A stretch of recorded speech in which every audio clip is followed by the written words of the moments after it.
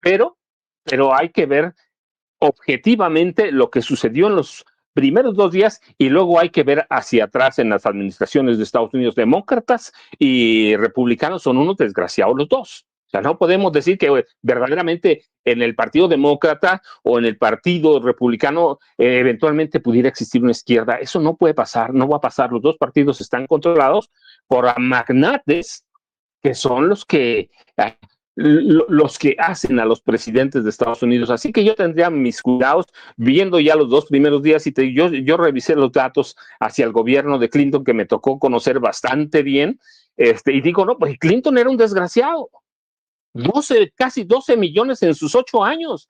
Eso fue un promedio de 1.5, 1.4 millones de indocumentados expulsados por año. Pero no hacía ruido la prensa. ¿Por qué? Porque estaban bien controlados por Cedillo, por Salinas, por los políticos priistas, por los grandes empresarios de los medios de este país, que siguen siendo los mismos desgraciados que son hoy dueños. Así que yo pondría atención, pero yo decía, no, no hay que alarmar. Mira el comportamiento del peso mismo, ¿sí? Ya para estas alturas estaban soñando en la derecha que íbamos a tener un peso en 25 unidades por dólar. Está 20, 60, 90, incluso 21, pero eso ya estaba en las proyecciones del Banco de México, ya lo había tomado en cuenta. ¿Sí? Yo digo, lo duro pasó el primero y el segundo día. Aguantó Claudia Sheinbaum Pardo, aguantó el ramalazo. El peso aguantó el ramalazo. Sí, de pronto puede haber vaivenes, puede haber peligros, pero los 2 primeros días nos deben decir mucho lo que va a ser la presidencia de Donald Trump.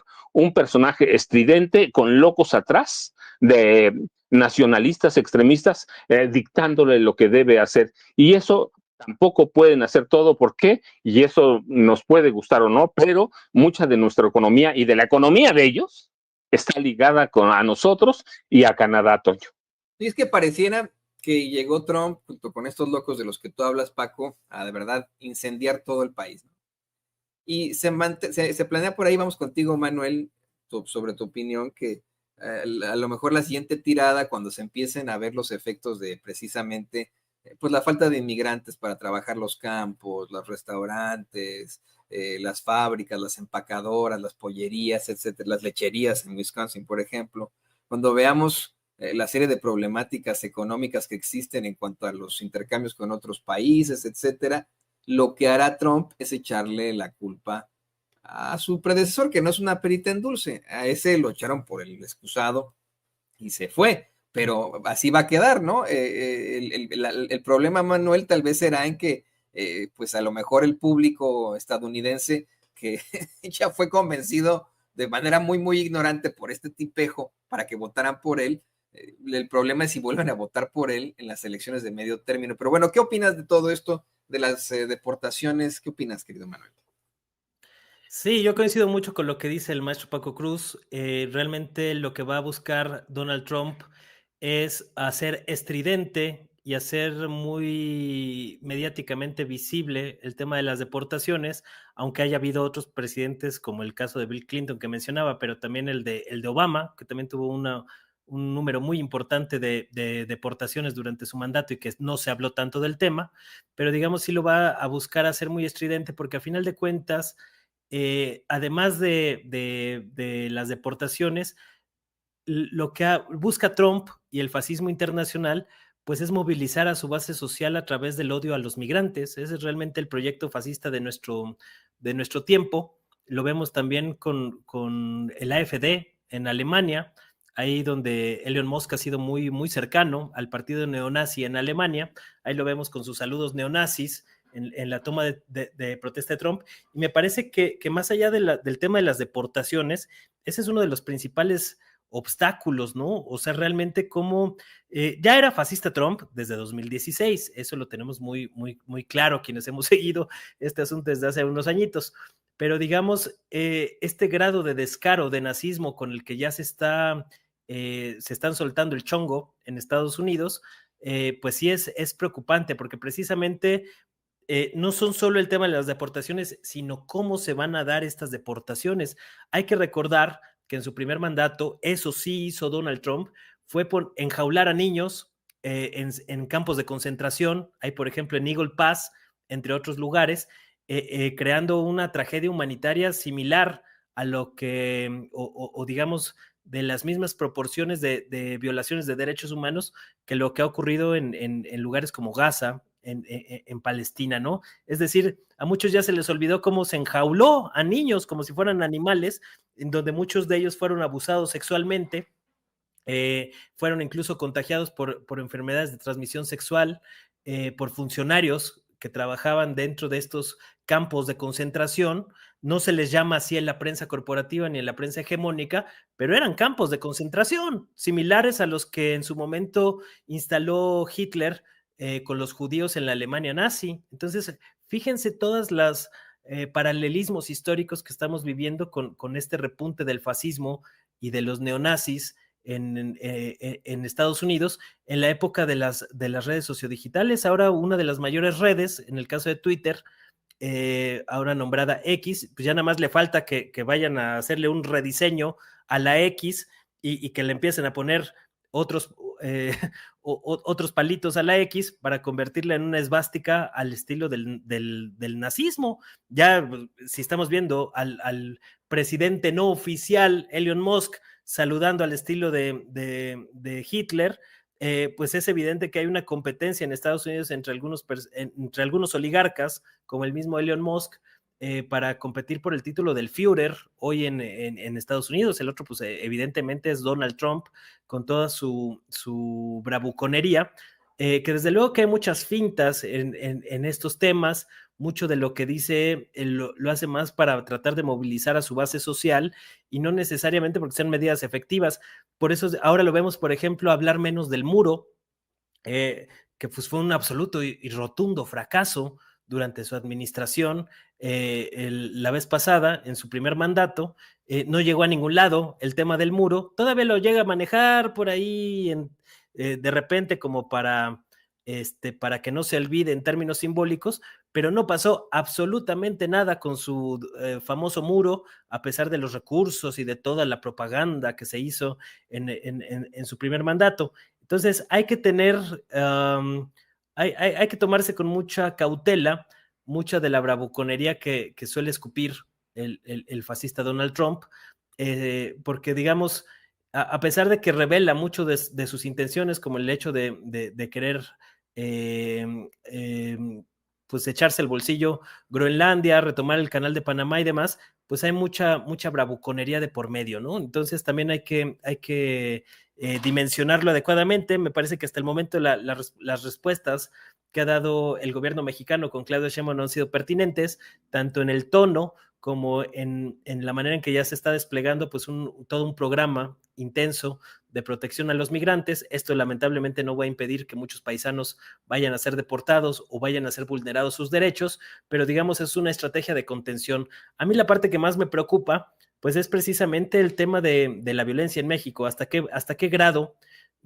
Tengo algunas dudas. No sé hasta qué grado Donald Trump vaya ahora sí a controlar a los aparatos de inteligencia, a sus agencias. Recordemos que durante todo su mandato anterior pues tuvo ahí pleitos con la CIA, con el FBI principalmente, que fueron parte de la campaña en contra de Trump, que trataba de vincular la injerencia rusa en las elecciones de Estados Unidos, que nunca se pudo comprobar, que realmente era una grilla política de Hillary Clinton y de las huestes del Partido Demócrata, que ahora sí estaban muy sonrientitas, ahí aplaudiéndole a Trump ahora en este segundo mandato, evidenciando que realmente pues, son la misma porquería. Igual ahí lo vimos muy sonrientito a Donald Trump con Barack Obama en las horas finales del mandato del genocida Joe Biden.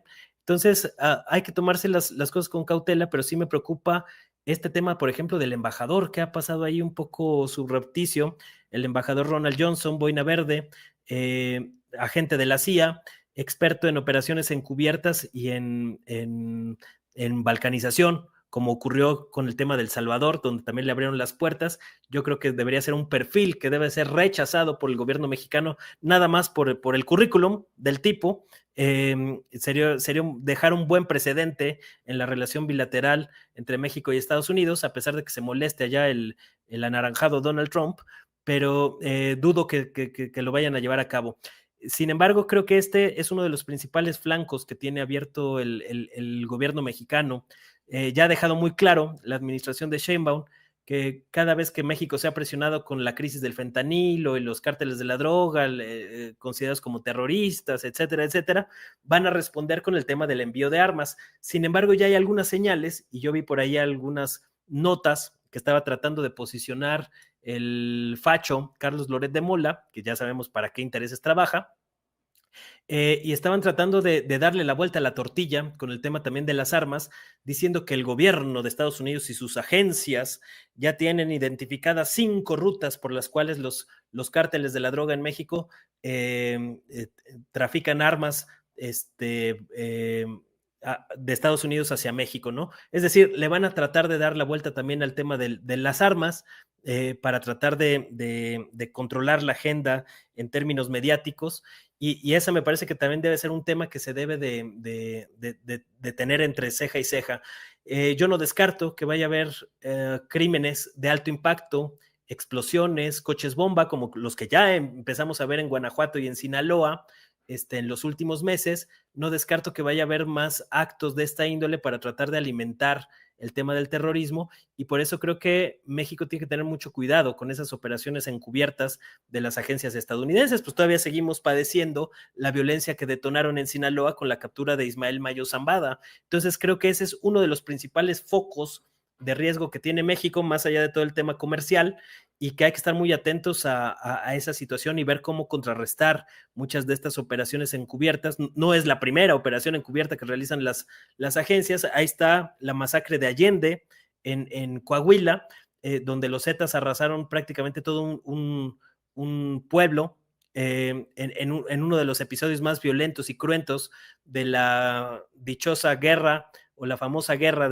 contra el narco de Felipe Calderón y Genaro García Luna, que realmente pues, sabemos que fue todo un proceso de simulación, y que este acontecimiento lamentable de la masacre de Allende, pues fue detonado precisamente por la mano de la DEA. Fueron los que realmente intervinieron y detonaron esta crisis, como lo documentó en su momento la periodista Ginger Thompson en ProPublica, en un extenso reportaje que documentó cómo estas agencias han intervenido durante mucho tiempo para generar desestabilización. Ese es uno de los principales proyectos del imperialismo estadounidense, y que hay que ver hasta qué punto Donald Trump va a estar dispuesto a llegar a estos extremos. Sabemos que es un patán, un bravucón, y que va a estar presionando por esas vías. Entonces hay que tener muy, muy en cuenta cómo han operado durante mucho tiempo para ver en qué términos responderles. Creo que a pesar del panorama adverso, México y la presidenta Claudia Sheinbaum están muy bien blindados por ahora. No hay como forma de que les vayan a poder dar un golpe de estado fácil. Me parece que la batalla que se ganó el año pasado con la reforma al Poder Judicial la deja muy bien blindada ante un intento de lawfare o de guerra judicial, como han hecho en otros países, y tampoco la va a tener fácil Donald Trump a la hora de tratar de desestabilizar México.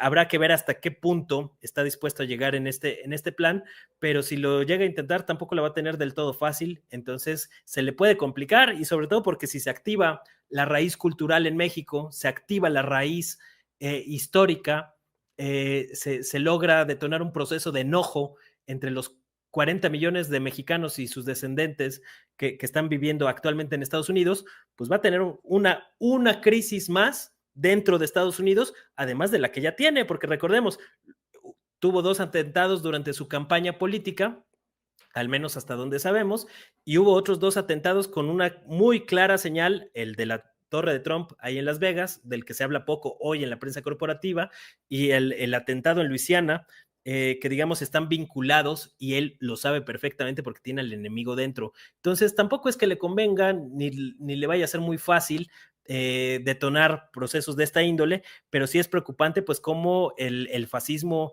en Estados Unidos está deschongado, ya no ocultan sus filiaciones políticas, y esto me parece que puede generar y detonar una gran crisis en Estados Unidos, que yo no los veo muy lejos de hacer implosión en el futuro cercano. México tiene que estar muy consciente de cuál es el momento histórico, en dónde estamos situados, para responder en la medida pertinente. Entonces, me parece que hasta el momento el gobierno de Sheinbaum lo ha hecho bien y hay que ver cómo se van dando las cosas en este primer año de Trump, pero si ya sobrevivimos al primer mandato, no veo por qué no podamos salir avantes en un segundo periodo con este repunte del fascismo en Estados Unidos. A mí me parece muy grave, más allá de la burla que se le ha hecho al Obergruppenführer Elon Musk por hacer el Sieg Heil en un evento público de Donald Trump. Me parece muy, muy grave la cercanía que existe entre este movimiento que pues encabeza Donald Trump con el nazismo. No el neonazismo, con el nazismo puro y claro.